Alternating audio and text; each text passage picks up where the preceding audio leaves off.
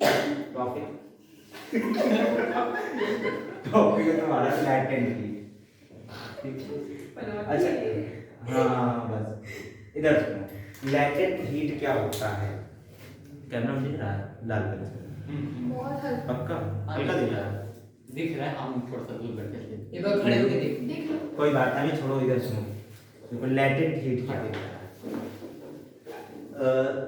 हम ये जानते हैं, क्लास 9 में आपने पढ़ा हुआ है कि अगर किसी ऑब्जेक्ट का टेम्परेचर चेंज करें, ठीक है, और वो मेल्टिंग पॉइंट पर, जैसे वाटर है 0 डिग्री सेल्सियस पर है, हमने उसको एक्स्ट्रा हीट उससे निकाल ली, ठीक, तो एक लिमिट तक हम हीट निकालेंगे तो उसका टेम्परेचर नहीं चेंज होगा, फिजिकल स्टेट चेंज हो जाएगी, ठीक है।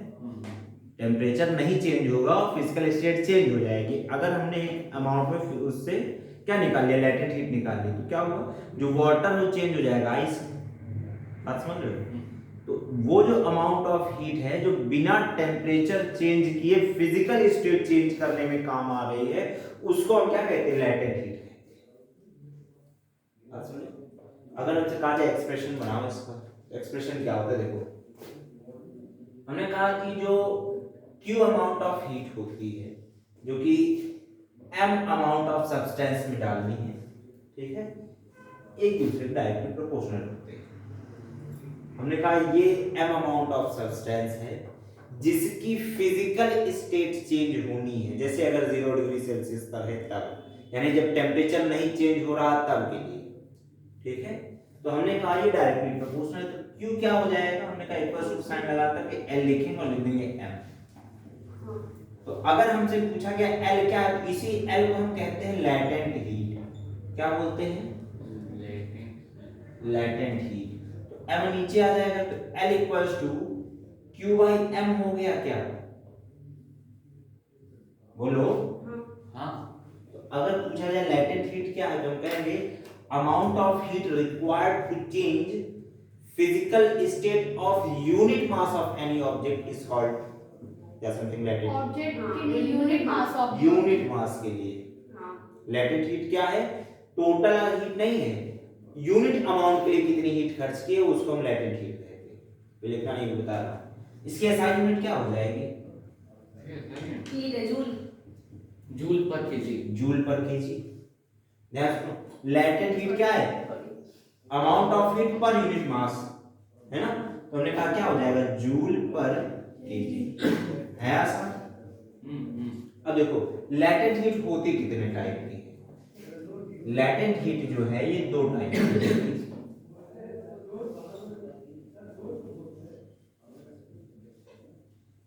एक को हम कहते हैं लैटेंट हीट ऑफ, गड़बड़ हो गया, latent heat of fusion, heat of fusion, और दूसरा होता है लैटेंट हीट ऑफ वेपराइजेशन।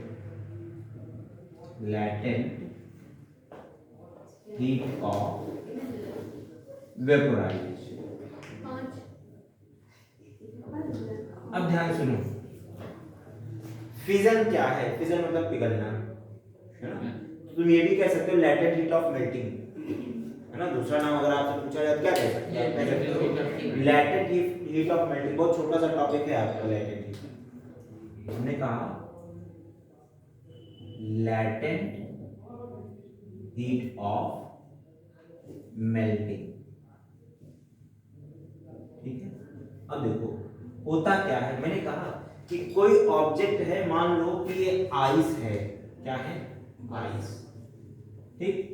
इसको मैंने Q amount of heat the, 0 degree Celsius का आइस था, ठीक है।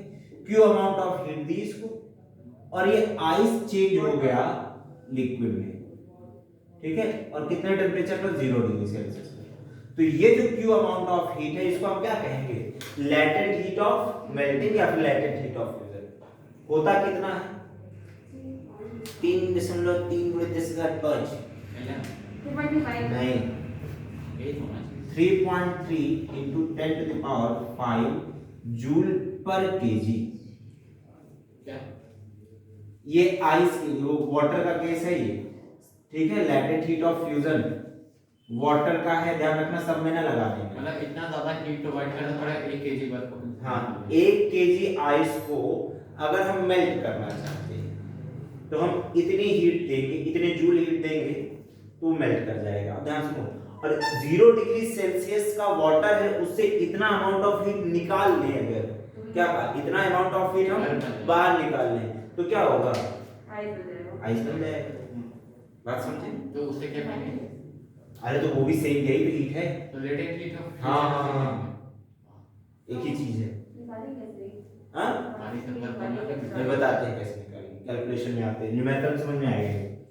हमने कहा जब लैटेंट हीट ऑफ वेपराइजेशन की बात आती है तो वेपराइजेशन क्या है? क्या सॉलिड से गैस। क्लास में लिक्विड नहीं था, लिक्विड से गैस। ठीक है, हमने कहा किसी ऑब्जेक्ट को, मान लो कोई लिक्विड है, अभी मत कहना सारा लिक्विड तुम्हारा फेवरेट ही होता है ना? उपमन को मुझे कह रहा हूँ पुरुषोत्तम बनी मेरे फ्रेंड का नाम है, वो जब देखो तब इसी बात करता है।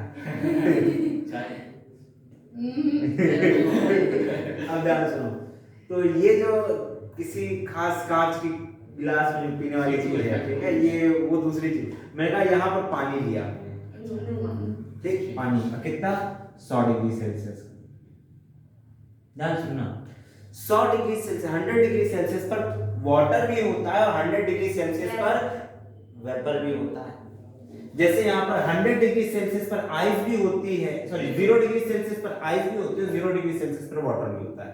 डिफरेंस किस बात का है? डिफरेंस बात इस बात का है, अगर इतनी हीट एक्स्ट्रा है तो वाटर है, इतनी हीट नहीं है तो आइस है। बात को कोरिलेट ऐसे कर सकते हो, सॉलिड है, पार्टिकल के बीच की काइनेटिक एनर्जी कम होगी लिक्विड के मुकाबले, है ना? लिक्विड के पार्टिकल्स की काइनेटिक एनर्जी सॉलिड के पार्टिकल्स के मुकाबले ज्यादा होती है। अगर इसकी काइनेटिक एनर्जी ज्यादा है तो मतलब इसमें अमाउंट ऑफ हीट ज्यादा होनी चाहिए, अमाउंट ऑफ हीट ज्यादा होने के लिए तुमने बाहर से अमाउंट ऑफ हीट दी, समझे? तो इतनी हीट जब आइस को प्रोवाइड करोगे, आइस को इतनी हीट एक्स्ट्रा मिलेगी तो वो पानी बन जाएगा। क्या? हाँ, आइस और वाटर दोनों 0 डिग्री सेल्सियस पर ही है। मैं हैरान हो गई, ये बोली क्या? बस अगर कहेंगे तो क्या दोनों का टेंपरेचर ध्यान से तो ऐसे रहेंगे। मैं ग्राफ बनाता हूँ, पहले इसको समझो फिर बताता हूँ। 100 डिग्री सेल्सियस पर वाटर है, ठीक, हमने इसको एक्स्ट्रा अमाउंट ऑफ हीट दी और ये चेंज हो गया। ध्यान सुनो, अब ये कप हो गया या गिलास हो गया खाली, ये पूरा क्या हो गया, वेपराइज हो गया। क्या है ये? वेपर। अब ये वेपर कितना है? 100 डिग्री सेल्सियस पर। ध्यान रखना क्या है, वाटर वेपर है। बात समझ रहे हो? तो 100 डिग्री सेल्सियस के वाटर से 100 डिग्री सेल्सियस का वेपर बनने में जो अमाउंट ऑफ हीट हमने प्रोवाइड की वो क्या है? Latent heat of vaporization. नहीं समझ में आया क्या? जानी समझ में आया पूछ लेना, मुंह नहीं बनाना, ठीक। देखो, अगर हमने हीट दी वेपराइज हो गया और इस वेपर से अगर हमने हीट निकाल ली तो क्या होगा? लिक्विफाई हो जाएगा, वाटर हो जाएगा। अच्छा एक ध्यान से बात सुना, एक इंसान है, उसने 100 डिग्री सेल्सियस खौलते हुए पानी में हाथ डाल दिया, ठीक है, ध्यान सुनते जाना, तो कुछ बहुत हाथ जल गया, चलेगा सर, उसका क्या? ठीक। दूसरा आदमी था, उसने 100 डिग्री सेल्सियस वेपर में हाथ डाल दिया, ठीक है। अब पूछा जाता है कौन ज्यादा जलेगा? वेपर। क्यों? क्योंकि इसके पास लैटेंट हीट, एक्स्ट्रा हीट है इसके पास, जिसके पास एक्स्ट्रा हीट है वो ज्यादा जलाएगा। अच्छा कितना होता है? ध्यान सुनो, लैटेंट हीट ऑफ वेपराइजेशन जो होता है एलवी, अगर मैं लिखना चाहूं 22.6 10 पावर 5 जूल पर केजी होता है, ठीक है। इतना काफी ज्यादा है, ठीक है। अगर मान लीजिए इतने वेपर में तुमने हाथ लगाया और तुम्हारे हाथ ने कहा चलो वेपर को जो है क्या करते हैं, लिक्विफाई करते हैं, तुम्हारा हाथ क्या करेगा? इतना अमाउंट ऑफ हीट एब्जॉर्ब कर लेगा। जैसे इतना अमाउंट ऑफ हीट एब्जॉर्ब करेगा तो पूरा पानी हो जाएगा, पानी कितना 100 डिग्री सेल्सियस, ठीक।